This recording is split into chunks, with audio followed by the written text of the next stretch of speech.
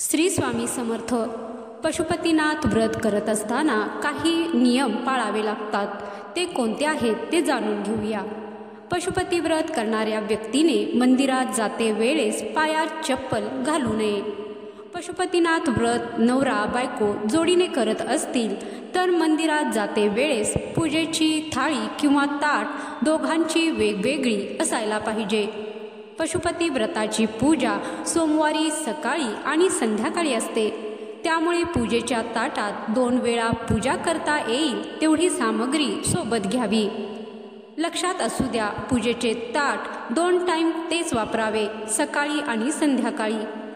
5 सोमवार एकाच मंदिरात करावे. तुम्हाला मंदिर बदलता येणार नाही.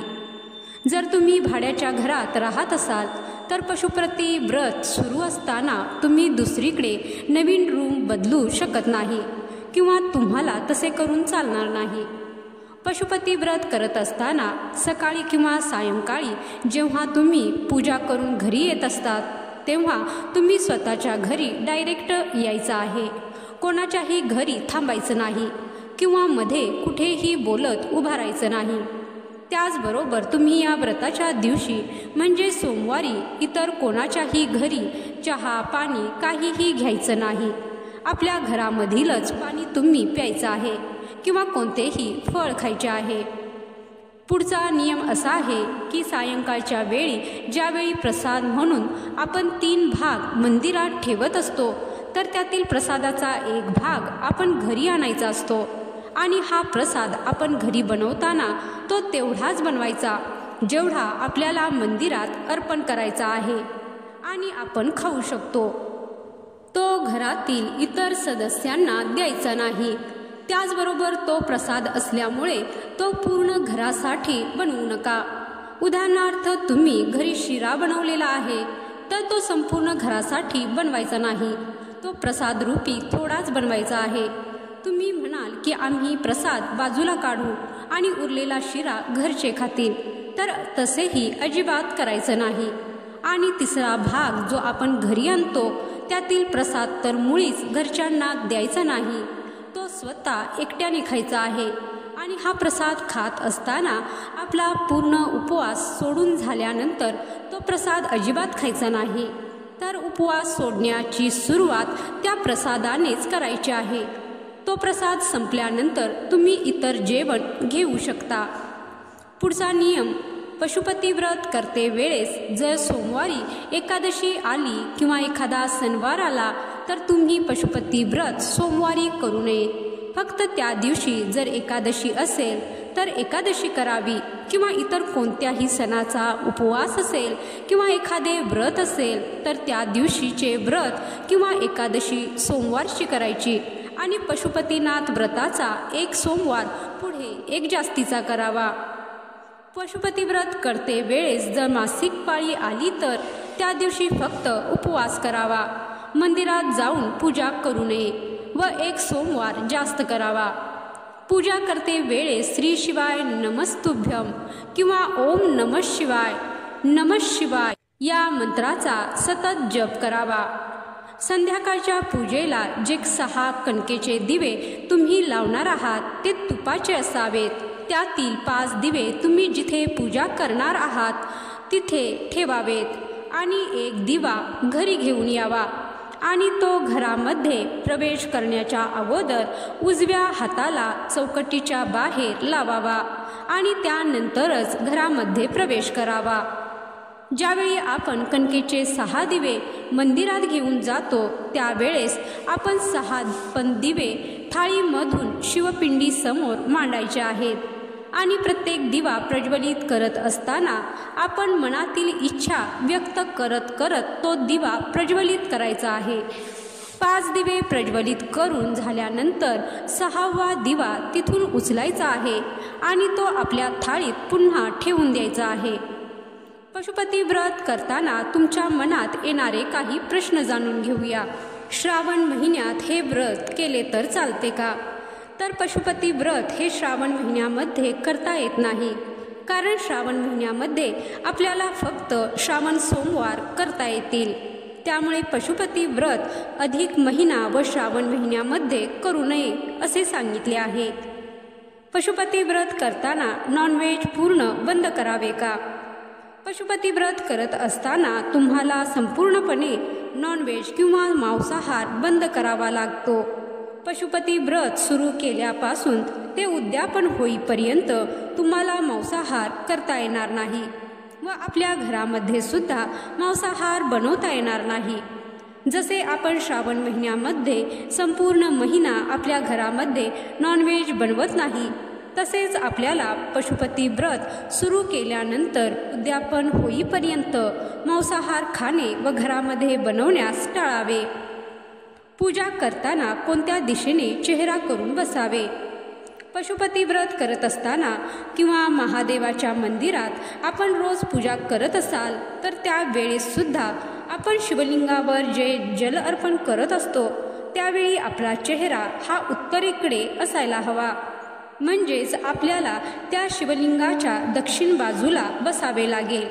म्हणजे आपला चेहरा हा उत्तरेकडे असेल व शिवलिंगावरती पाणी अर्पण करावे लागेल व त्यानंतर तुम्ही पश्चिमेला किंवा पूर्वेला बसून उर्वरित पूजा केली तरी पण चालेल. कारण पशुपती व्रत हा आपण आपल्या इच्छा व आकांक्षा पूर्ण होण्यासाठी महादेवाकडे प्रार्थना करत असतो.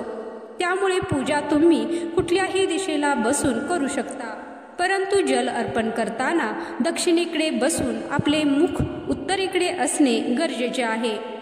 त्यांनी आपल्या मनातील इच्छा आकांक्षा देवादिदेव महादेव पूर्ण करतील.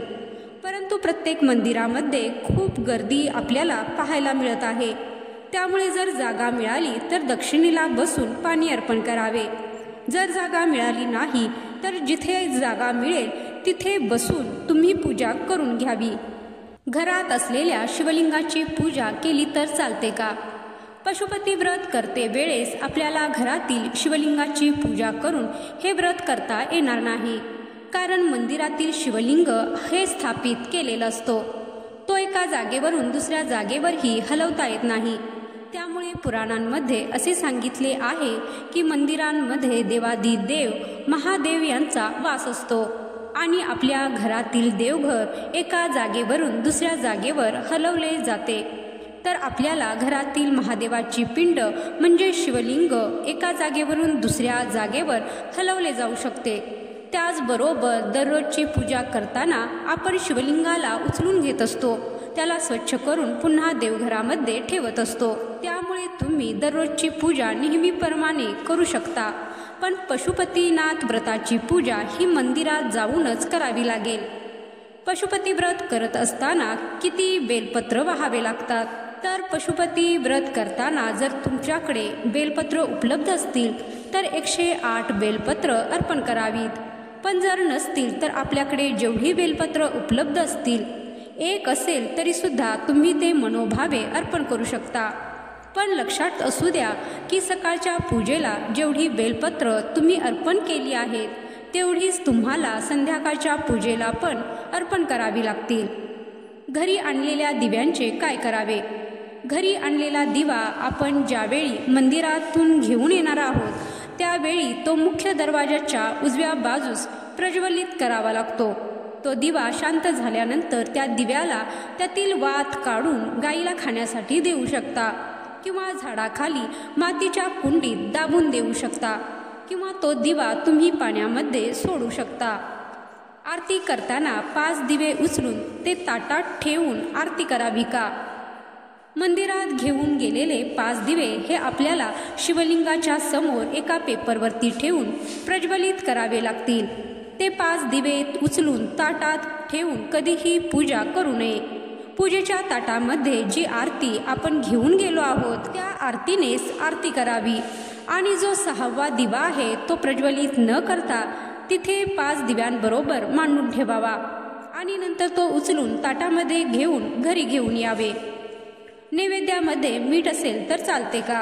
पशुपतीनाथ व्रत करते वेळी जो नैवेद्य आपण बनवणार आहोत त्यामध्ये मीठ चालणार नाही. नैवेद्य हा कधीही गोड असावा. त्यामुळे कृपया करून नैवेद्य बनवते वेळेस मिठाचा वापर करू नये. शक्यतो गोडाचा नैवेद्य तुम्ही करावा आणि हा उपवास करत असताना तुम्ही फलाहार घेऊनच उपवास करावा। तुमच्या तब्येतीनुसार तुम्ही हा उपवास करावा। शेवटच्या सोमवारी उद्यापनाच्या वेळी 6 दिवे व गोड नैवेद्य पण न्यायचा का? पशुपती व्रत उद्यापन करताना शेवटच्या सोमवारी आपल्याला 6 दिवे आणि नैवेद्य घेऊन जावा लागेल, कारण पशुपती व्रत हा 5 सोमवारचा असतो। त्यामुळे उद्यापनाच्या दिवशी सुद्धा इतर 4 सोमवारी जशी पूजा केली जाते तशीच पूजा करून उद्यापन करावे लागते। उद्यापनाच्या दिवशी एकादशी आली तर काय करावे? उद्यापनाच्या दिवशी जर एकादशी आली असेल तर त्या दिवशी आपण पशुपतीनाथ यांचा उपवास करू शकतो, परंतु उद्यापन करता येणार नाही आणि तो सोमवारही व पशुपती व्रतामध्ये पकडला जाणार नाही। त्यामुळे तुम्हाला जास्तीचा 1 सोमवार करावा लागेल। पशुपतीनाथ व्रताचा महिमा अतिशय शक्तिशाली आणि अद्भुत आहे। जर तुम्ही हे व्रत मनापासून आणि श्रद्धेने केलात तर तुम्हाला अनेक आजारांपासून किंवा अनेक अडचणींपासून होणारा त्रास हे व्रत केल्याने दूर होऊ शकतो। पशुपती व्रतामध्ये काय खावे? पशुपती व्रत करत असताना तुम्ही फळे खाऊ शकता, चहा पिऊ शकता। पुरुष पशुपतीनाथ व्रत करू शकतात का? तर हो, पुरुष पण पशुपतीनाथ व्रत हे करू शकतात। पशुपतीनाथ व्रत करत असताना आपण जी थाळी नेतो त्यामध्ये थाळी ही मोठी असावी। त्यामध्ये घरूनच तांब्याच्या तांब्यामध्ये पाणी न्यावे।